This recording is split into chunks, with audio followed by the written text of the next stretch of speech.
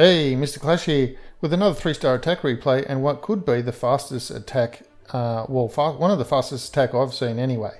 Less than 90 seconds or about 90 seconds. There's so much to cover in this attack, I'm going to have to run through it twice. So first thing you notice is that the wizards were dropped before the golems and they weren't dropped after the golems, and they were dropped on the outside to make sure that those high HP buildings on the outside get taken first. That way the golems don't suffer too much damage by dropping the golems and then waiting for wizards to do any kind of funneling at all. The golems take on a tremendous amount of damage. You'll also notice, I've already talked through that and we'll cover that again when we're watching the replay, that the Valks came in after the clan castle locked on to the troops heading in, and the way that the hogs are deployed as well.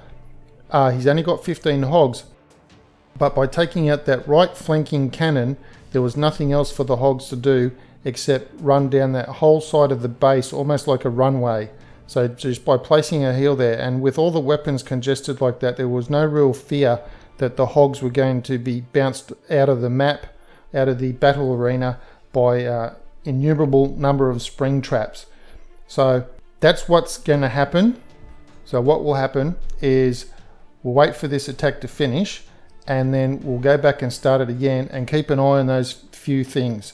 Notice the deployment of the wizards in relation to the golem timing, the deployment of the Valkyries so that they don't get targeted by the clan castle troops, and the way that the hogs are deployed to get maximum benefit out of them, even though he's only got a few.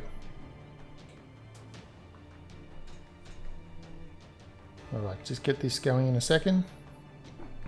There we go, and there. About 1 minute 30, 1 minute 29 is when the first troop goes down. Wizards on the outside, then the golems come in. So that way the wizards get some shots off first. The queen's in the middle, so she'll help take out some of the other gear that's there. Got the jump spell going down so the golems can path in, and the king.